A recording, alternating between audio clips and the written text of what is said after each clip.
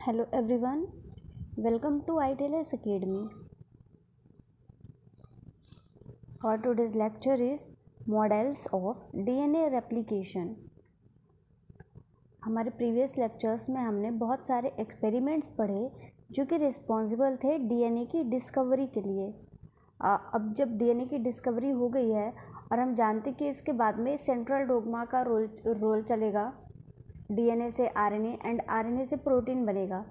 लेकिन अभी हमने लास्ट एक्सपेरिमेंट में भी ये देखा कि जो हमारा डीएनए होता है उसका नेचर होता है सेमी कंजर्वेटिव, मतलब कि एक पेरेंटल स्ट्रैंड हमेशा कंजर्व रहता है, वो कभी भी चेंज नहीं होता। लेकिन कुछ टाइप के डीएनए के ऐसे रेप्लिकेशंस भी हैं जहाँ पे डीएनए अपना ये चेंज कर देता है, उसका जो कन्फर्मेशन रहता है। तो डीएनए सेमी कंजर्वेटिव के अलावा भी कोई दूसरे मॉडल से भी रेप्लिकेशन कर सकता है। तो यही सारी चीज़ें हम आज के लेक्चर में पढ़ेंगे कि ये जो इसके डीएनए रेप्लिकेशन के मॉडल्स होते हैं, जिन मॉडल्स के थ्रू ये रेप्लिकेट कर सकता है, वो मॉडल कौन कौन से होते हैं। तो चलिए स्टार्ट कर सकते हैं हम लोग अब with models of DNA replication.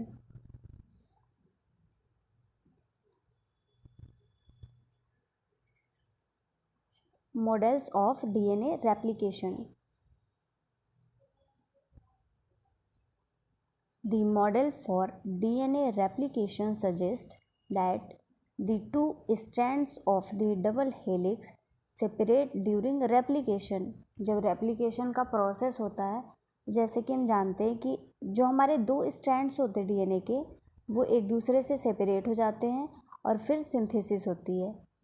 तो यही यहाँ पे बताया गया है कि जो डबल हेलिक्स है वो सेपरेट हो जाता है and each strand serve as a template from which the new complementary strand is copied. जो स्ट्रैंड सेपरेट होता है, इनके दोनों ही स्ट्रैंड टेम्पलेट की तरह वर्क करते हैं और इसको टेम्पलेट बना के कोई दूसरा स्ट्रैंड यहाँ से सिंथेसाइज होता है।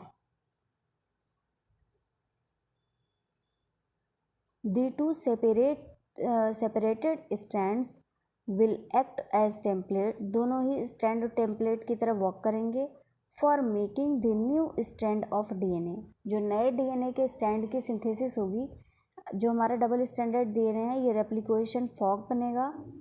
एक पे डायरेक्ट सिंथेसिस होगी और एक पे होगी ओकाजाकी फ्रेगमेंट्स के थ्रू सिंथेसिस। यही यहाँ पे बताया गया। जो दोनों स्ट्रैंड्स होते हैं डीएनए के, वो दोनों ही टेम्पलेट की तरह वर्क करते हैं। ऐसा नहीं होता है कि अगर डीएनए का ये है तो ये वाला स्ट्रैंड से सिंथेसिस हो गया और इस वाले स्ट्रैंड से सिंथेसिस नहीं हुआ। दोनों ही स्ट्रैंड टेम्पलेट की तरह वर्क करेंगे और दोनों पे ही सिंथेसिस होगी।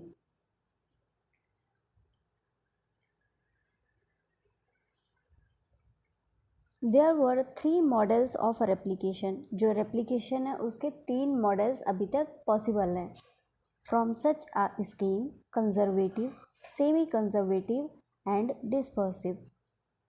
अभी हमने देखा, जो हमारा लास्ट लेक्चर था उसमें हमने ये देखा था कि जो डिस्कवरी हुई थी डीएनए की, उसमें मिचेल्सन एंड सेथल के एक्सपेरिमेंट ने कंफर्म किया था कि जो डीएनए होता है उसका नेचर होता है सेमी कंजर्वेटिव, मतलब उसका एक स्ट्रैंड हमेशा ही कंजर्व रहता है रेप्लिकेशन की प्रोसेस में और दूसरा नया स्ट्रैंड बन जाता है। तो ये तो प्रोसेस हो गया हमारा सेमी कंजर्वेटिव। और इसके अलावा भी रेप्लिकेशन के मॉडल्स होते हैं जो कि हैं कंजर्वेटिव एंड डिस्पर्सिव। तो अब हम देखेंगे कि ये कैसे मॉडल्स होते हैं और कैसे इन मॉडल्स के थ्रू हमारा जो डीएनए है वो रेप्लिकेट करता है।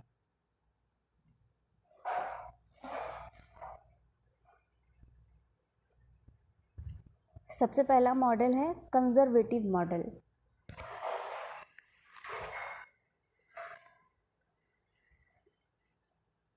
Conservative as the name indicates कि जो स्ट्रैंड होगा डीएनए का वो कंजर्व रहेगा। जो सेमी कंजर्वेटिव, हम जानते हैं जो सेमी वर्ड होता है इसको हम तब यूज़ करते हैं जब कोई भी चीज़ हाफ हो रही होती है, कंप्लीट चीज़ नहीं हो रही होती है, तो वहाँ पे सेमी का हम वर्ड का यूज़ करते हैं। तो अगर सेमी कंजर्वेटिव है तो इसका मतलब है कि यहाँ पे एक स्ट्रैंड डीएनए का जो रहता है कंजर्व रहता है और दूसरा है वो नया बनेगा। लेकिन जो कंजर्वेटिव है, कंजर्वेटिव का मतलब है कि दोनों ही स्टैंड्स जो होंगे पेरेंटल स्टैंड्स, वो दोनों ही स्टैंड्स यहाँ पे कंजर्व्ड रहते हैं। जो नया डीएनए का स्टैंड का सिंथेसिस होगा वो डीएनए एकदम नया ही होगा, वो एकदम से ही नया डीएनए फॉर्म हो जाएगा। लेकिन जो कंजर्वेटिव मॉडल का डीएनए होगा उसके दोनों ही स्टैंड, ये दोनों ही कंजर्व होंगे। तो चलिए देखते हैं कि क्या होता है कंजर्वेटिव मॉडल में।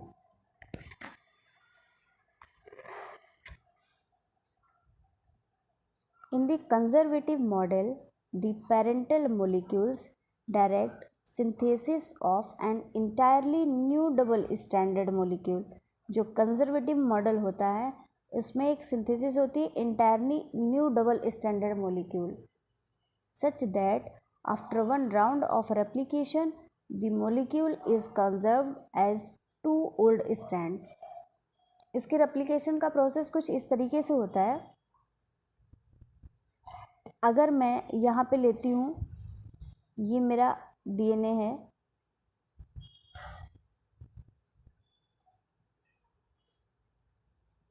लेट मी ड्रॉ, ये मेरा एक स्ट्रैंड है डीएनए का और ये दूसरा स्ट्रैंड है डीएनए का। ये एक बना लिया हमने जो डीएनए है हमारा। अब यहाँ पे देखेंगे जब सिंथेसिस हुई इसकी, तो जो एक बनेगा वो कंप्लीटली इस तरीके से बनेगा कुछ, और जो दूसरा मॉलिक्यूल बनेगा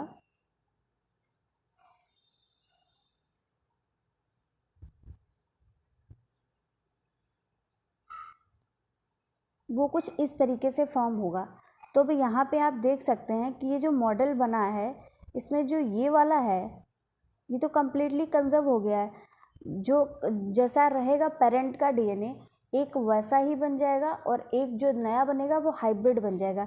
एक बार फिर से बताती हूँ कि ये अगर पेरेंटल स्ट्रैंड है डीएनए का, अब इसको रेप्लिकेशन करवाया तो रेप्लिकेशन के बाद में दो कॉपीज बनेंगी, एक नया मॉलिक्यूल बन जाएगा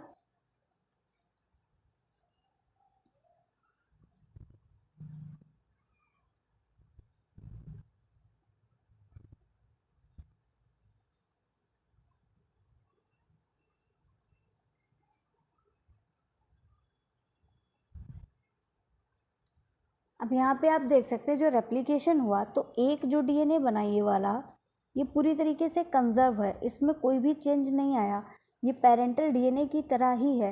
लेकिन जो दूसरा हमारा बना है डीएनए तो उसने एक ये टेम्पलेट का यूज़ किया और एक टेम्पलेट का यूज़ करके दूसरा ये जो ब्लू कलर से दिखाया गया है उसने दूसरे स्ट्रैंड का सिंथेसिस कर लिया।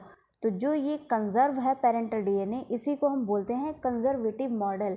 और यही होता है मतलब कंजर्वेटिव मॉडल का, कि जो कंजर्वेटिव मॉडल है उसमें पेरेंटल के दोनों ही स्टैंड एक अलग ही सेव हो जाते हैं, हमेशा कंजर्व रहते हैं, वो कभी भी चेंज नहीं होते।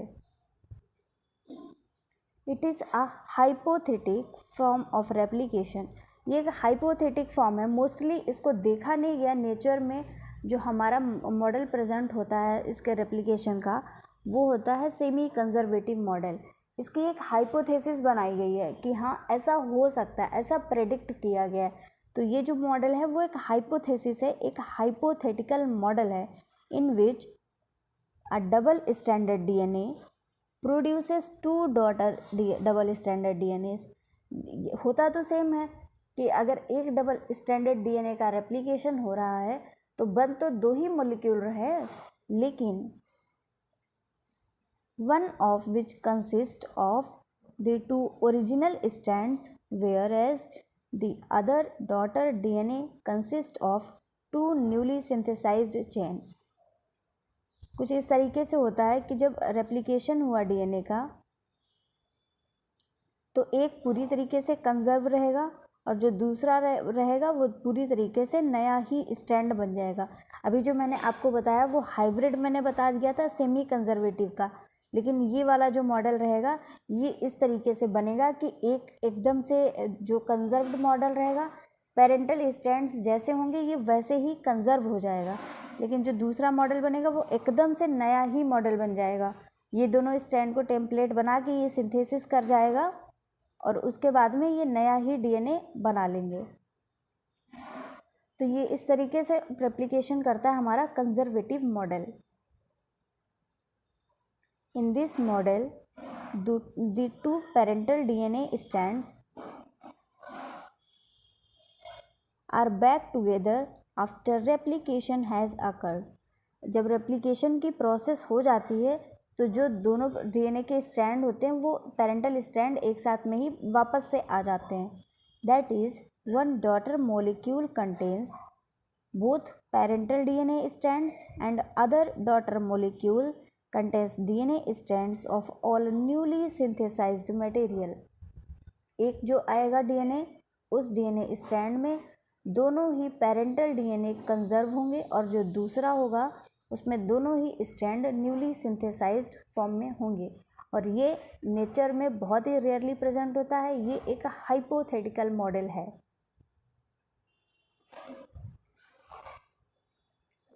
Next is our dispersive model. In this model, the parental double helix is broken into double stranded DNA segments। इस मॉडल में कुछ इस तरीके से रेप्लिकेशन होता है कि अगर ये हमारा डीएनए है तो ये कुछ इस तरीके से रेप्लिकेट होगा कि ये ऐसे स्ट्रैंड्स के बीच बीच में ब्रेक होके कुछ बनाएगा और ये किसी दूसरे स्ट्रैंड से ही आके ऐसे ऐसे जुड़ जाएगा। As for the conservative model की तरह ही इसका जो डबल हेलिक्स है वो ब्रोकन हो जाता है and act as a template for the synthesis of new double helix molecule. और ये दोनों स्ट्रैंड नए मोलिक्यूल की सिंथेसिस करवाते हैं। The segments then reassemble into complete DNA double helix. जो सेगमेंट्स बनते हैं वो कंप्लीट डीएनए डबल हेलिक्स में ही होते हैं लेकिन ये होता है कि ये ब्रेक होके छोटे छोटे पार्ट्स में बनता है। Each with parental and progeny DNA segments inter spread. इसका जो डीएनए का मॉडल होता है उसमें जो पेरेंटल स्ट्रैंड है और जो डॉटर स्ट्रैंड बनेगा वो दोनों ही एक दूसरे से ज्वाइंट होंगे। मैं आपको ड्रॉ करके दिखाती हूँ।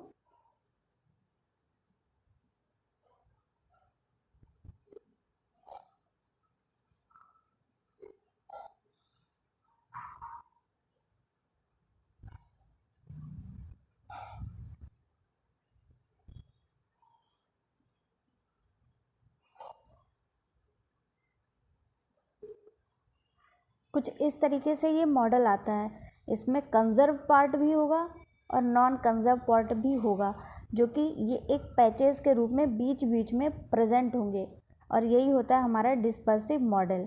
आप देख सकते हैं यहाँ पे कि यहाँ पे ये वाला भी प्रेजेंट है, ये भी प्रेजेंट है, ये भी प्रेजेंट है, ये भी प्रेजेंट है, लेकिन ये सारे पैचेस मिलके एक सिंगल डबल स्टैंडर्ड डीएनए इस तरीके का मॉलिक्यूल बना रहे हैं।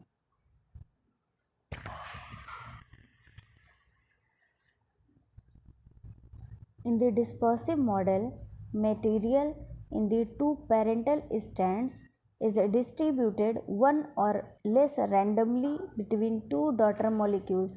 ये जो दो डॉटर मॉलिक्यूल्स होंगे इनमें रैंडमली बीच बीच में पैचेस की तरह दूसरा जो स्टैंड होगा वो प्रेजेंट होगा। In the model shown here, old material is distributed symmetrically between the two daughter molecules। जो पेरेंटल स्टैंड होगा वो सिमेट्रिकली डिस्ट्रीब्यूट हो जाएगा दोनों ही जो नए स्टैंड बनेंगे उनके बीच में पैचेस की तरह ये फॉर्म बना लेंगे और स्टैंड अलग अलग रेप्लिकेट ना होके ये एक साथ में ही कंजर्व रहेंगे। Other distributions are possible. ये जो अदर इनके डिस्ट्रीब्यूशंस हैं वो भी पॉसिबल हैं।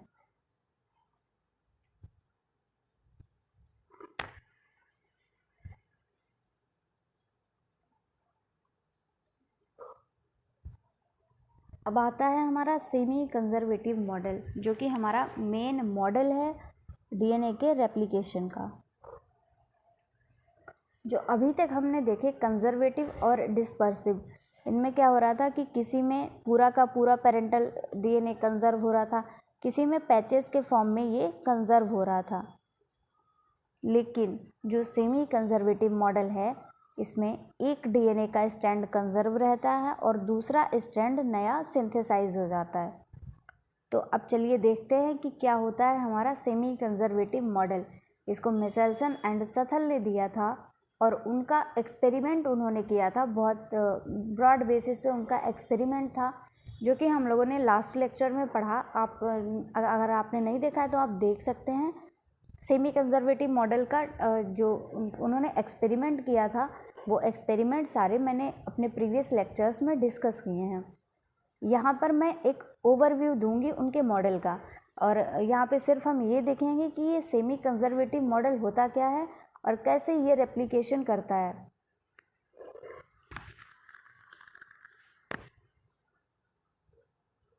In this model, the two parental DNA strands separate and each of those strands then serve as a template. जो डीएनए होता है, डीएनए के जो दो स्ट्रैंड हैं दोनों ही सेपरेट हो जाते हैं और टेम्पलेट की तरह वर्क करते हैं।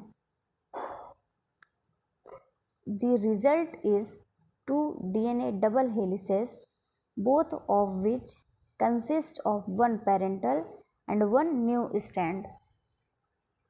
इस रेप्लिकेशन में जो एक डीएनए से जो दो डीएनए बनते हैं, दोनों ही डीएनए में एक कंजर्व्ड रहता है, एक स्ट्रैंड कंजर्व वाला होता है और दूसरा स्ट्रैंड न्यूली फॉर्म्ड होता है। और इस तरीके से ये डीएनए फॉर्म होता है कि एक न्यू स्ट्रैंड है और एक ओल्ड स्ट्रैंड रहेगा। कुछ इस तरीके से इस डीएनए का फॉर्मेशन होता है। यही हमारा सेमी कंजर्वेटिव मॉडल है डीएनए का, जो कि नेचर में बहुत ही फ्रीक्वेंटली प्रेजेंट होता है और हमारे डीएनए में हमेशा semi conservative model of replication ही देखा जाता है।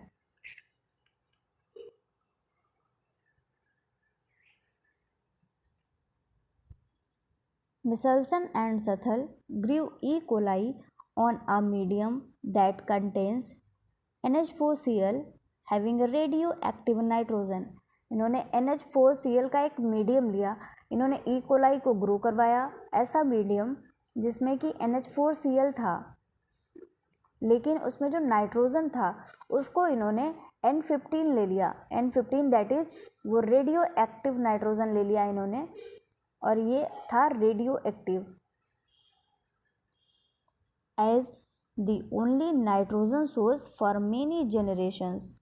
और इन्होंने जो ई कोलाई को ग्रो करवाया, इसमें जो इन्होंने N15 लिया, इन्होंने ये सोलली इन्होंने एक ऐसा ले लिया नाइट्रोजन का सोर्स कि जो डीएनए को रेप्लिकेशन के लिए जो नाइट्रोजन चाहिए, हम जानते हैं कि जो नाइट्रोजन है वो नाइट्रोजनस बेसिस में प्रेजेंट होती है। रेप्लिकेशन की प्रोसेस में डीएनए रेप्लिकेट होता है, नाइट्रोजनस बेसिस भी रेप्लिकेट होते हैं। तो जो इनको नाइट्रोजन चाहिए है नाइट्रोजन बेसिस के लिए, वो ये कल्चर से लेंगे और इन्होंने एक ओनली नाइट्रोजन का सोर्स रख दिया NH4Cl कि नाइट्रोजन का कोई दूसरा सोर्स नहीं है, नाइट्रोजन यहीं से लेना पड़ेगा। तो ऑब्वियस सी बात है कि अगर ये यहीं से नाइट्रोजन लेंगे तो इनका जो नया स्ट्रैंड सिंथेसाइज होके आएगा, उस स्ट्रैंड में ये नाइट्रोजन की जगह पे, नॉर्मल नाइट्रोजन की जगह पे नाइट्रोजन 15 प्रेजेंट होगा। रेडियो एक्टिव नाइट्रोजन रेप्लिकेशन की प्रोसेस के दौरान आ जाएगा उनमें। और इन्होंने इसको बहुत सारी जनरेशन्स तक ग्रो करवाया ताकि जितना भी उनका जो नाइट्रोजन है डीएनए का, जो इकोलाई बैक्टीरिया है, उनका जो नॉर्मल नाइट्रोजन है वो ना रह जाए और जितना भी नाइट्रोजन है वो कन्वर्ट हो जाए नाइट्रोजन 15 में, that is radio active nitrogen में।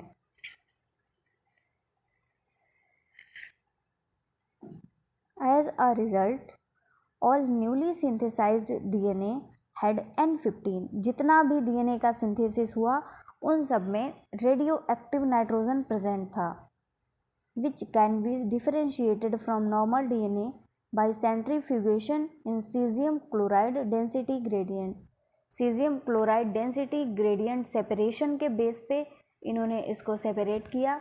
ये एक ऐसा प्रोसेस होता है जिसमें कि डेंसिटी की बेस पे सेपरेशन किया जाता है डीएनए का।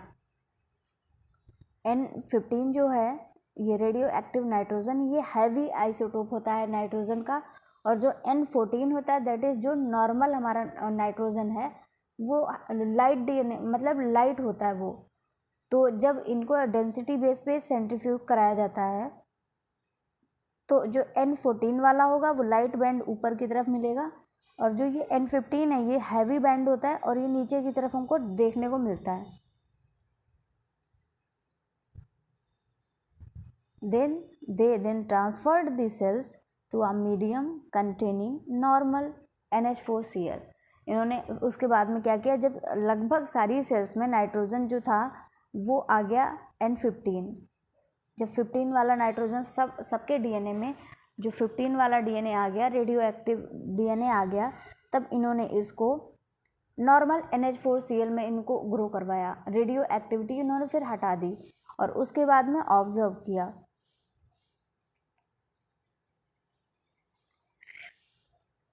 In the semi-conservative model, the two parental strands separate and each makes a copy of itself।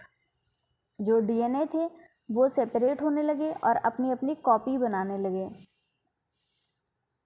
After one round of replication, the two daughter molecules each comprise one old and one new strand।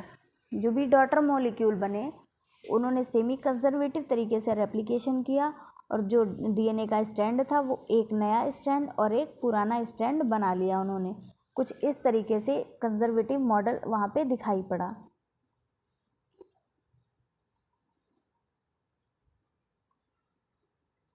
Note that after 2 rounds, the two of the DNA molecules consist only of new material। जब 2 round का replication करवा दिया तो जो DNA के molecule बने उनमें सिर्फ और सिर्फ नया ही जो मटेरियल था वो प्रेजेंट था, कोई भी ओल्ड मटेरियल प्रेजेंट नहीं था। एक बार मैं ड्रॉ करके दिखाती हूँ आपको कि कैसे ये प्रोसेस हुआ। माना कि ये कोई हमारा ये डीएनए है और इसमें N15 नाइट्रोजन है। अब इसने रेप्लिकेशन स्टार्ट किया, 2 स्टैंड्स बनाए। तो जब कल्चर मीडियम इनको नया मिला नॉर्मल का, तो एक स्टैंड इन्होंने ऐसा बनाया और जो दूसरा स्टैंड इनका बना वो कुछ इस तरीके से बना। अब जब इन्होंने रेप्लिकेशन स्टार्ट किया तो कुछ इस तरीके से बनेगा कि एक डीएनए यूज़ करेगा जो ब्लू कलर का है ये वाला टेम्पलेट के लिए यूज़ करेगा और दूसरा रेड वाले को टेम्पलेट की तरह यूज़ करेगा।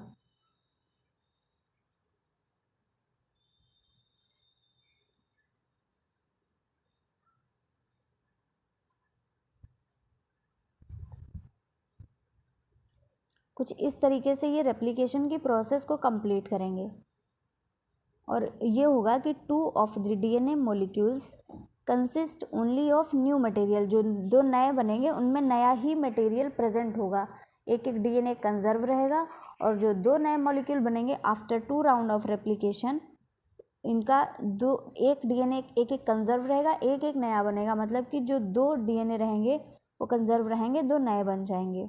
while the other contains one old and one new strand।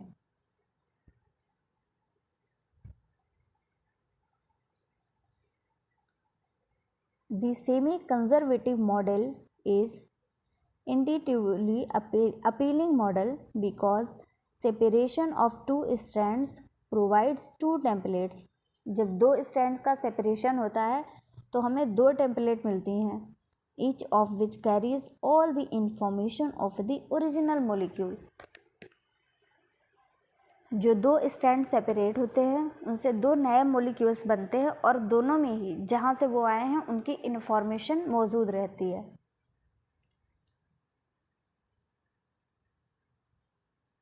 यहाँ पे एक्सपेरिमेंट को दिखाया गया है, आप देख सकते हैं। पहले इसको ग्रो कराया गया N15 कंटेनिंग मीडियम में और इसका सेंट्रीफ्यूगेशन कराया गया डेंसिटी ग्रेडियंट सेंट्रीफ्यूगेशन। इसके बाद में आप देख सकते हैं ये जो डीएनए बना है टोटल ये N15 यानी हैवी डीएनए बना है, इसमें दोनों ही स्टैंड N15 के हैं। उसके बाद में इसको ग्रो करा दिया गया N14 मीडियम में। जब N14 में करवाया तो एक डीएनए कंजर्व है, एक पेरेंटल का ही है रेड कलर का, और दूसरा यहाँ पे दूसरे जो 14 वाला था नाइट्रोजन उसका स्टैंड बन गया। तो यहाँ पे ये हाइब्रिड बन गया। जब दूसरी बार रेप्लिकेशन हुआ तो यहाँ पे आप देख सकते हैं कि एक ये एज इट इज़ कंजर्व हो गया है और दूसरा बिल्कुल ही नया स्टैंड बन गया है। और इस तरीके से जैसे जैसे रेप्लिकेशन बढ़ता जाता है, ये जो लाइट बैंड का डीएनए होता है ये बढ़ता जाता है कंसंट्रेशन इसकी, और हैवी बैंड वाला जो इसका इंटरमीडिएट डेंसिटी वाला था, जिसमें दोनों ही स्टैंड प्रेजेंट हैं, उसकी डेंसिटी इंटरमीडिएट लेवल की होती है और उसका कंसंट्रेशन धीरे धीरे कम होता जाता है। और इस मॉडल से प्रूव होता है कि जो डीएनए है उसका नेचर होता है सेमी कंजर्वेटिव।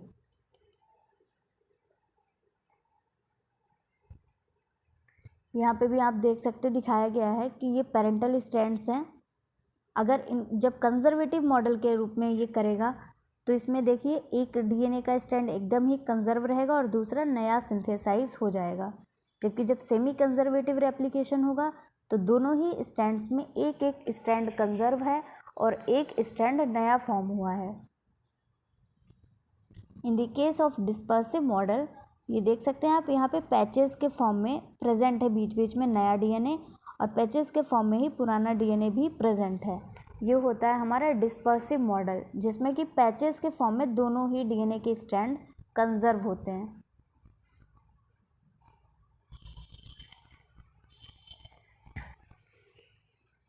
यहाँ भी प्रोसेस को दिखाया गया है बहुत अच्छे से, यहाँ पे आपको समझ में आएगा। Conservative, semi conservative and dispersive model. Conservative में ये पेरेंटल डीएनए है, जब इसने रेप्लिकेट किया, जो कंजर्वेटिव मॉडल में जैसा कि हम जानते हैं कि एक पेरेंटल डीएनए जो होता है वो पूरा का पूरा डीएनए कंजर्व रहता है और जो दूसरा होता है वो एकदम ही नया डीएनए बनता है।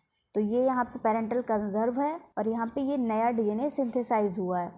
और जब ये आगे रेप्लिकेशन किया, फर्दर रेप्लिकेशन होने पे यहाँ पे ये भी पेरेंटल कंजर्व है और ये नए डीएनए यहाँ पे सिंथेसाइज हो गए। तो कुछ इस तरीके से होता है कंजर्वेटिव मॉडल का replication. In the case of semi conservative, every time जो भी डीएनए का स्टैंड है वो एक डीएनए का स्टैंड टेम्पलेट की तरह वर्क करेगा और एक डीएनए हर रेप्लिकेशन की प्रोसेस में कंजर्व रहेगा। आप देख सकते हैं यहाँ पे ये वाला डीएनए यहाँ पे कंजर्व है, यहाँ पे भी कंजर्व है, और जब इनका रेप्लिकेशन हुआ तो ये वाला डीएनए इसके साथ में बनाया है और ये वाला टेम्पलेट का यूज़ कर टेम्पलेट की तरह वर्क करके यहाँ पे सिंथेसाइज हुआ है। डिस्पर्सिव मॉडल में आप देख सकते हैं कि पैचेस के फॉर्म में ये पेरेंटल डीएनए जो ब्लू कलर का है ये यहाँ पे प्रेजेंट है, और जो नया डीएनए सिंथेसाइज हुआ है रेड कलर का वो भी पैचेस के फॉर्म में प्रेजेंट है। तो डिस्पर्सिव मॉडल में दोनों ही डीएनए के स्ट्रैंड्स कंजर्व रहते हैं, लेकिन वो पैचेस के फॉर्म में प्रेजेंट होंगे। कोई भी strand as it is conserve नहीं होता है, हमेशा पैचेस के फॉर्म में ये प्रेजेंट होके सेकेंड थर्ड जनरेशन में आप देख सकते हैं। और जो न्यूली सिंथेसाइज्ड डीएनए होता है उसका धीरे धीरे अमाउंट बढ़ता जाता है और पेरेंटल डीएनए आप देख सकते हैं यहाँ पे धीरे धीरे कम होता जा रहा है।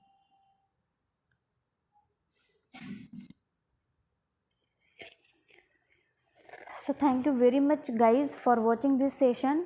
यहाँ तक हमने जो रेप्लिकेशन के लिए हमें ज़रूरी चीज़ें थी वो हमने पढ़ ली हैं। रेप्लिकेशन से पहले जो जो चीज़ें हमें देखनी चाहिए थी कि कैसे डिस्कवरी हुई डीएनए की, कैसे कौन कौन से मोड्स हैं रेप्लिकेशन के, ये सारी चीज़ें हमने इस लेक्चर में कवर कर ली हैं। यहाँ तक आते आते ये सारी चीज़ें कवर हो गई हैं।